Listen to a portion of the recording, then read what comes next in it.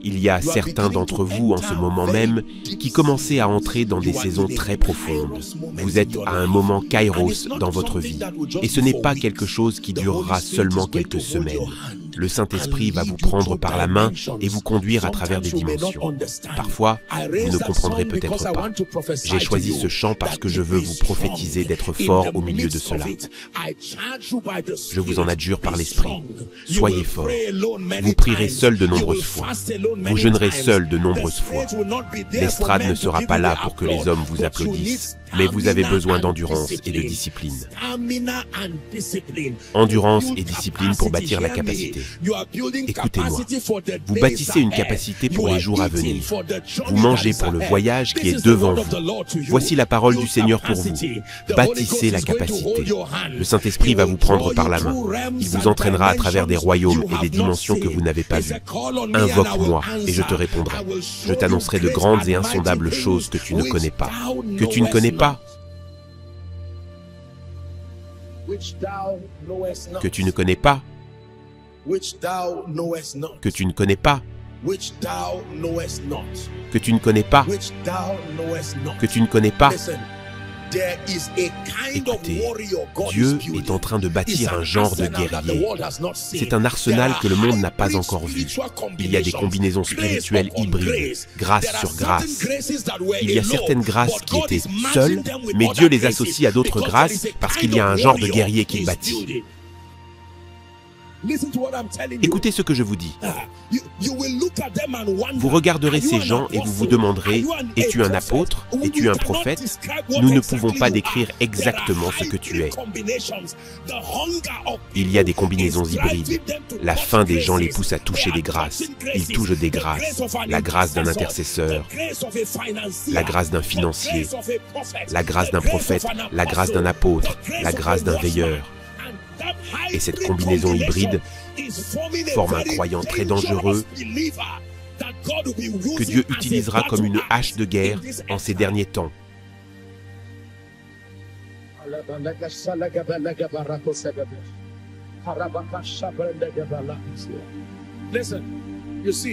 Écoutez, vous voyez, avant maintenant,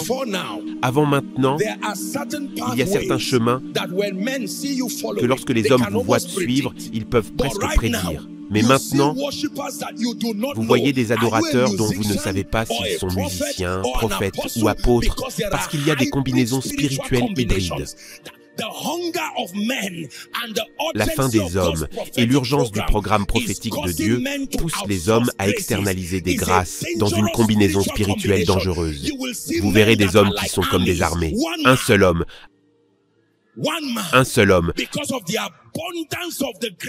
à cause de l'abondance des grâces qu'ils ont capturées. Ainsi, vous regardez cet homme.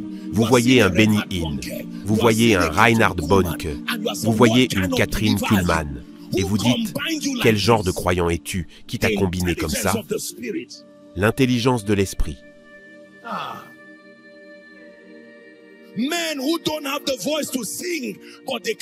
des hommes qui n'ont pas la voix pour chanter, mais qui peuvent recevoir des chants comme des échelles de l'esprit, et les donner au ministère de la psychologie en disant, chanteurs, montons les échelles qui ouvriront vers les perspectives de l'esprit.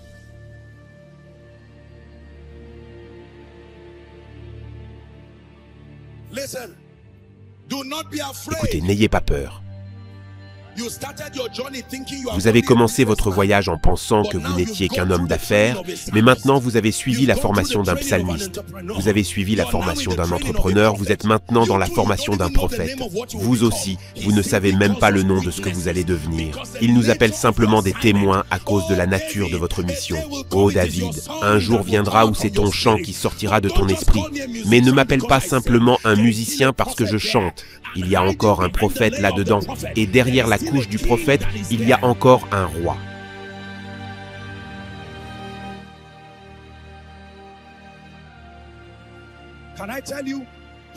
Puis-je vous le dire? Écoutez-moi. Il y a certains d'entre vous que Dieu a traités d'une certaine manière, mais il n'a jamais utilisé le produit de votre croissance. Il l'a gardé. À l'avenir, il y reviendra.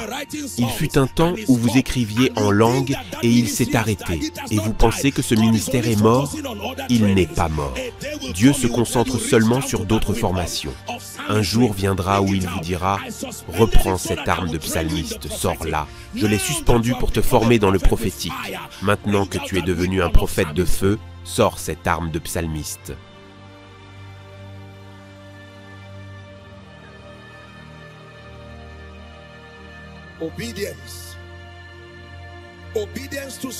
Obéissance.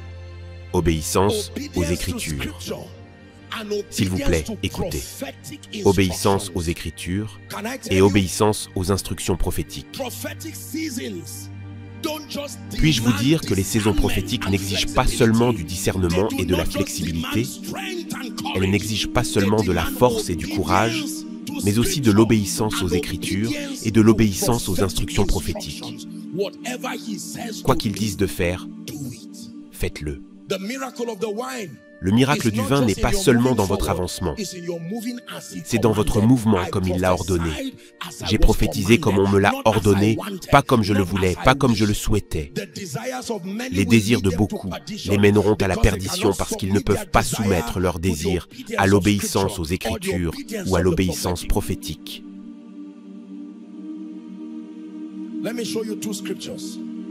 Laissez-moi vous montrer deux passages des Écritures.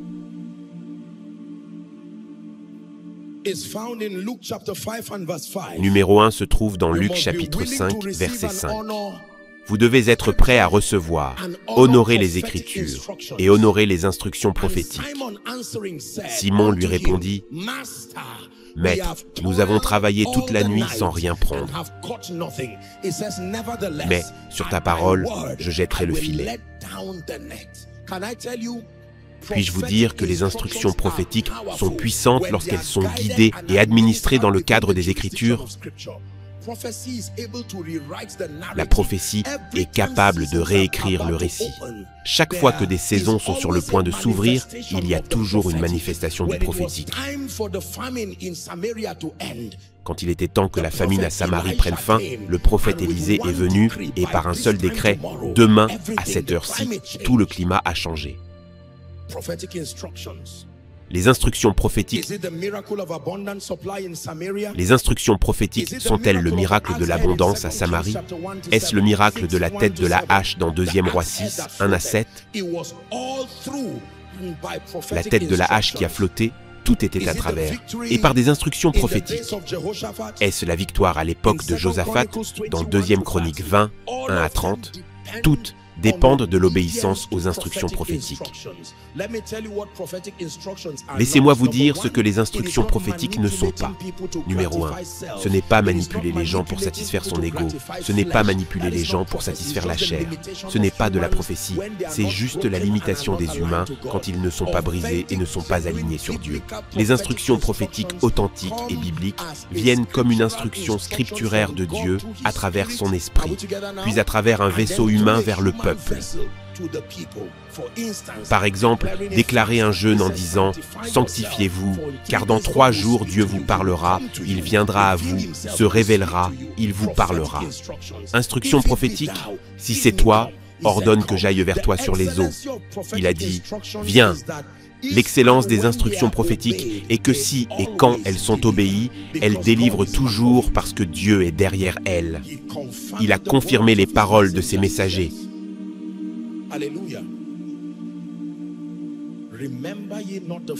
Ne te souviens plus des choses passées et ne considère plus ce qui est ancien.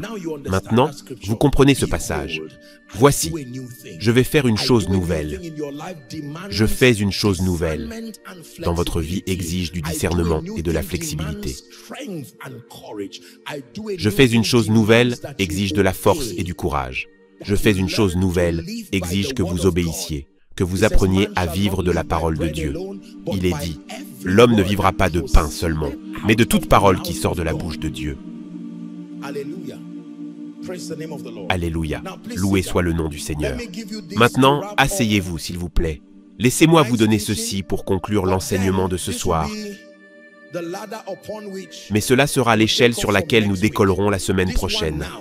Celle-ci est maintenant une révélation prophétique que Dieu m'a donnée. Il y a 5 saisons prophétiques qui s'ouvrent actuellement au corps du Christ. Je veux que vous les notiez. 5 saisons prophétiques que le Seigneur m'a révélées s'ouvrent maintenant au corps du Christ et nous devons comprendre comment discerner dans l'esprit et comment marcher avec cela. C'est pourquoi cet enseignement est venu par l'esprit. Numéro 1. La première saison prophétique qui s'ouvre à nous en ce moment est une saison de moisson. S'il vous plaît, écrivez une saison de moisson. Il y aura un salut massif des âmes selon Matthieu chapitre 9, versets 37 à 38. Nous sommes dans une saison de moisson. Alors il dit à ses disciples, « La moisson est grande, mais il y a peu d'ouvriers. » Priez donc le maître de la moisson d'envoyer des ouvriers dans sa moisson. Cela signifie que cette moisson que vous voyez, toutes ces âmes que vous voyez qui sont insouciantes, il y a un gardien. Le gardien est le Saint-Esprit qui s'assoit avec cela, alors que beaucoup d'entre eux viendront à la connaissance salvatrice de Jésus. Il est appelé le Seigneur de la moisson, afin qu'il envoie des ouvriers dans son champ. Donc, chaque pécheur dans l'Esprit de Dieu est une moisson. Ce n'est pas une graine qui pousse, c'est une moisson prête à être fauchée dans le bercail. C'est une faillite d'ouvriers. Quelle est l'implication de la saison de la moisson? Je ne veux pas aller plus loin que moi-même. Nous laisserons cela pour la semaine prochaine. Mais la saison de la moisson exige qu'il y ait une sorte de formation. Il y a un réveil que Dieu va placer sur les hommes. Sommes-nous ensemble pour que cela provoque les véritables signes et prodiges puissants? Tant de gens viendront à Jésus dans le temps qu'il nous reste. La première saison qui s'ouvre devant nous maintenant, croyants, corps du Christ, nous devons discerner, c'est la saison de la moisson. Êtes-vous prêts pour le numéro 2? La deuxième saison que le Seigneur m'a révélée est appelée la saison de l'abondance de la grâce. La saison de l'abondance de la grâce. Des manifestations de capacité et d'habilitation divine dans une mesure qui n'a pas été vue. Vous verrez des hommes porter des grâces lourdes, des possibilités lourdes, des hommes ordinaires, mais habilités d'une manière si inhabituelle. La Bible dit comment Dieu a oint Jésus de Nazareth du Saint-Esprit et de puissance. Et il allait, vous n'allez pas comme ça. La différence entre un fou et un changeur de destinée, c'est ce qui est sur vous. Un fou aussi va comme ça, mais il ne fait pas le bien. Il ne guérit pas ceux qui sont opprimés par le diable. Il y a une grâce et un manteau est appelé une abondance de grâce. 2 Corinthiens chapitre 9, verset 8. Et Dieu peut vous combler de toutes sortes de grâces.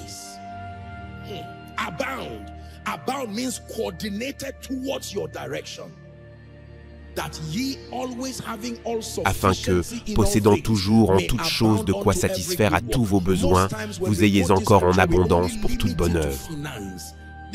La plupart du temps, lorsque nous citons ce passage, nous le limitons seulement aux finances. Cela n'a rien à voir avec l'argent ou les finances. C'était référencé pendant qu'il enseignait sur le fait de semer et de récolter, mais c'est une loi spirituelle très puissante et efficace. Dieu est capable de faire abonder toute grâce, une saison d'abondance de grâce. Qu'est-ce que cela signifie? Des manifestations inhabituelles. Joël chapitre 2, versets 28 à 32. Vous connaissez la prophétie de Joël. Après cela, je répandrai mon esprit sur toute chair. Vos fils et vos filles prophétiseront, vos vieillards auront des songes, et vos jeunes gens des visions. Même sur les serviteurs et sur les servantes, dans ces jours-là, je répandrai mon esprit. Je ferai paraître des prodiges dans les cieux et sur la terre, du sang, du feu et des colonnes de fumée. Le soleil se changera en ténèbres et la lune en sang, avant l'arrivée du jour de l'Éternel, de ce jour grand et terrible. Alors quiconque invoquera le nom de l'Éternel sera sauvé. Le salut sera sur la montagne de Sion et à Jérusalem, comme a dit l'Éternel, et parmi les réchappés que l'Éternel appellera. Ceci est très puissant, l'abondance de la grâce. Cela signifie que des hommes et des femmes porteront des capacités inhabituelles de l'esprit. Des capacités inhabituelles. Des hommes comme Josué qui parleront et littéralement, le soleil s'arrêtera. Alléluia. Vous verrez des hommes. Vous voyez, je lisais l'autre jour sur l'église au Nigeria. Encore une fois. Mon Dieu, l'histoire et la technologie ne se sont pas combinés correctement pour nous rendre justice, pour vraiment explorer l'étendue de la grâce et de la main de Dieu qui était sur ces patriarches qui ont maintenant rejoint la nuée de témoins. Quand vous étudiez l'histoire de l'Église au Nigeria, certains de ces anciens et de nos pères qui ont maintenant transcendé, ces hommes opéraient dans d'étranges dimensions. Mais ils n'avaient pas l'avantage de la technologie pour avoir une riche capture de leurs manifestations. Les forces élémentaires se sont littéralement inclinées devant la domination de la grâce de Dieu sur eux. Mais vous voyez, aussi grand que cela soit, Smith Wigglesworth est mort en laissant une prophétie qu'il y a encore une génération à venir qui surpassera toute manifestation de la main de Dieu sur leur vie. Je crois sincèrement que c'est cette génération. Oui.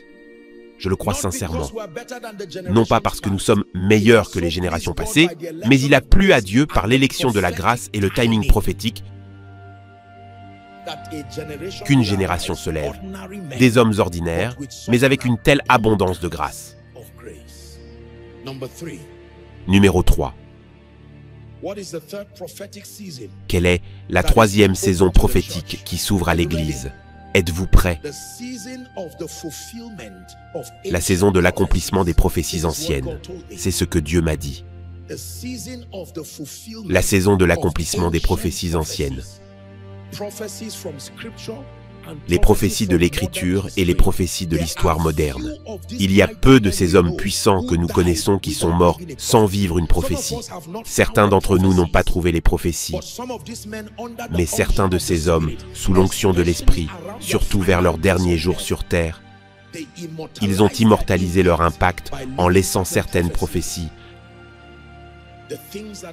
Les choses qui sont écrites il y a longtemps. La Bible dit qu'elles sont pour notre instruction, afin que, par la patience et par la consolation que donnent les Écritures, nous possédions l'espérance. Alléluia. Il y a des hommes et des femmes éminents qui ont laissé des prophéties très sérieuses à travers plusieurs dénominations. Certains d'entre eux ne pouvaient pas parler anglais, mais ils ont quand même parlé. Ils ont documenté leurs écrits pour la génération à venir. Certains d'entre eux, certaines de ces prophéties étaient des avant-coureurs.